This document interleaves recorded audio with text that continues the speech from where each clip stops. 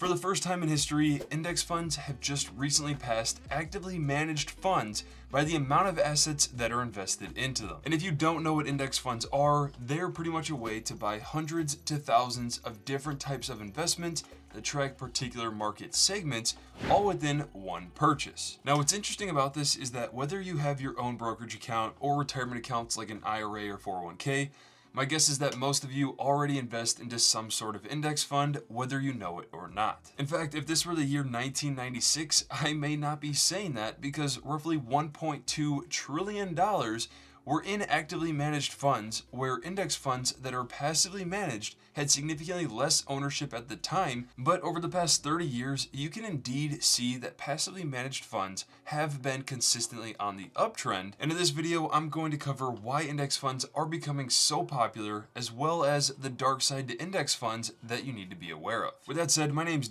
Sully, and all I ask before we get started is if you do find value in this content, that you consider hitting the like and subscribe button for future content like this. Knowing that, let's first go over why index funds are becoming so popular. Now, the first factor to understand here is that largely due to social media and technology developing, Americans are more invested in the stock market than ever before, where the investment company Institute notes that nearly 54% of American households owned mutual funds in 2024, whereas in 1980, that figure was just under 6%. Not just is that interesting, but looking at the world's largest mutual funds by their total assets under management, the 6 largest ones currently are in fact index funds that are also very cheap, especially when compared to an actively managed one. Now, one popular index fund that you may already know about is the S&P 500, which is typically referred to as the US stock market benchmark, where if you buy an S&P 500 index fund, you are able to instantly gain access to the top 500 publicly traded US-based companies. And crazy enough, the S&P 500 since 1928 has averaged just over a 10% annual return,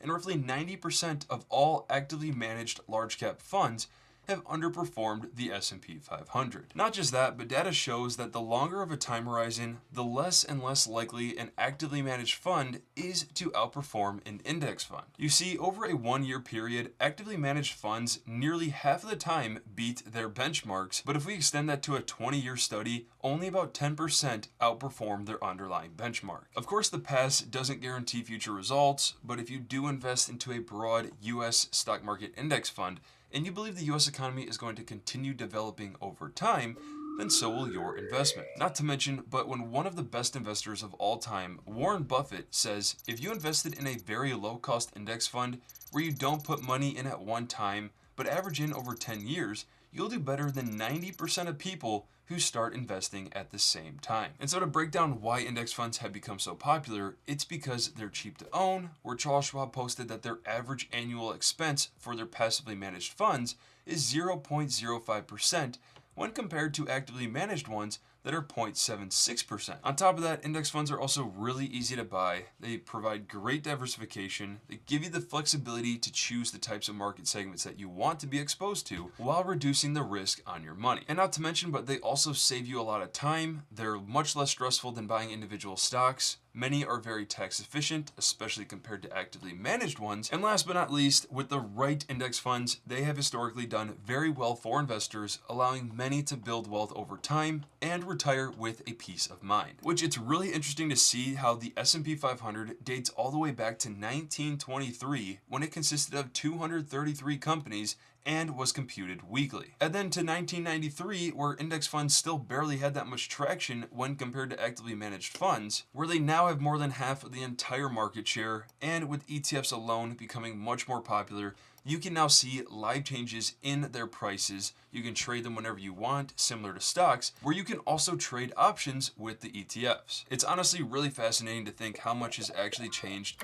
in not that long of time. In fact, only a few years ago, every trade that you would place, you would be charged a fee. And the last day the Fidelity Investments firm charged a fee for a trade was on October 10th, 2019, It's only a few months before COVID started. So because index funds have become so popular, and the fact that nearly anyone can quickly and easily put their money into them, with technology developing and more investors loading into the stock market, let's now go over the dark side to index funds. To start this off, let's first take a step back and understand that the first publicly traded index fund was created in 1976 by the founder and CEO of Vanguard, that was Jack Bogle, who helped introduce the Vanguard 500 index fund that tracked the S&P 500. This fund initially raised $11 million during its initial underwriting, where it now has over $1 trillion in assets, and the S&P 500 as a whole has over $4 trillion in assets under management. In fact, just a year before Bogle's death, this rise in index funds caused Bogle to worry that index funds could become too popular for their own good, where he says it's probably only a matter of time before they own half of all US stocks,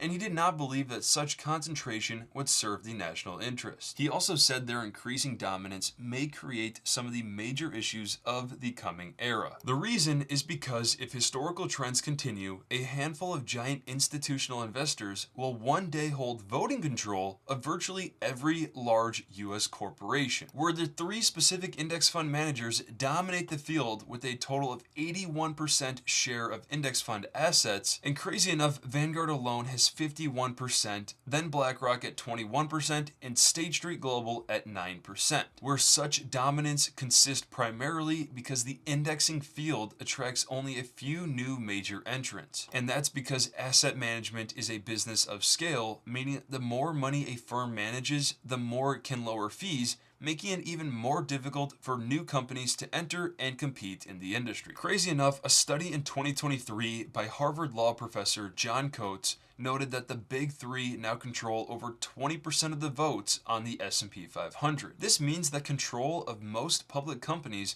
will soon be concentrated in the hands of the dozen or fewer people who manage the top investment firms. So these few people, rather than individual investors, will essentially decide what corporate policies should be. In fact, already the big three represent the key votes on matters such as mergers and shareholder campaigns. Regardless, the fact that these firms are so powerful has a real impact on companies in important policy battles. The big three's combined votes and ability to make their views known to directors and CEOs could swing the outcome of important matters such as mergers, major investment decisions, CEO succession, and director elections, making the big three potentially the most powerful force over a huge swath of corporate America. Regulators are beginning to take notice, requiring that asset managers certify that they are not seeking to control a bank's management or operations whenever they acquire more than 10% of a bank's shares. And now the FDIC is scrutinizing whether the big three are sticking to that passive role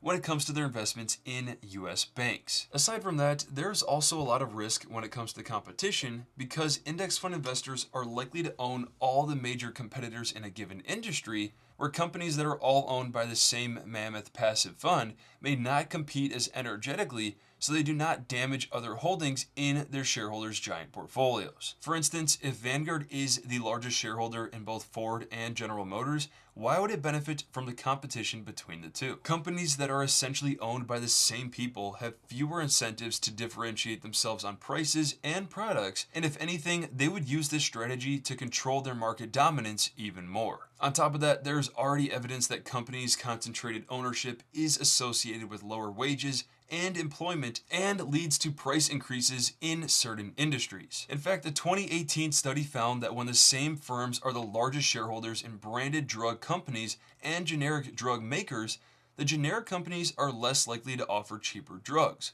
potentially resulting in higher drug prices. Similarly, a 2014 study found that airline prices were up 3 to 7% higher because large funds own stakes in so many airlines. And another potential issue is whether share prices will become less efficient if everyone buys and holds the same stocks through index funds. You see, active trading helps to set efficient prices because traders sell stocks that are overvalued and buy stocks that are undervalued, where prices may be less efficient because passive investors do not pay as much attention to information in the market, and stocks may very well be overvalued as a result. Now, companies like Vanguard have made it incredibly easy for nearly anyone to invest into low-cost index funds that offer great returns for investors over time, but the big asset management companies taking over is definitely a concern, and policymakers must find a way to guard against these risks while preserving investors' ability to benefit from these funds. But aside from the big asset management companies taking over, there is data to prove that as companies are added to the S&P 500 index, they begin to trade more closely to the other companies in the S&P 500, behaving like a school of fish due to the correlated inflows and outflows of index funds, which this can very well distort prices away from their true value even more. All in all, I do believe that index funds are great for investors to easily invest into the broad stock market and build wealth over time, but just be aware that there are also consequences due to their significant growth and dominance in the market. With all that said, if you want to see other stock market related videos that I created, I'm going to leave some of the most relevant ones that I think you could greatly benefit from linked in the description of this video. And if you want to check out some of the top investing platforms and other financial products, I'm going to have direct links in the description below for you if you want to get started. End of the day, I want you to do what's best for your finances, but do know that depending on the one you choose, I may earn a commission for it, which is greatly appreciated. And not to mention, but I also have free learning guides such as how to build an investment portfolio that includes the templates that I personally use, all completely free for you, linked in the description below. And as always, don't forget to hit the like, subscribe, and notifications button for future content like this.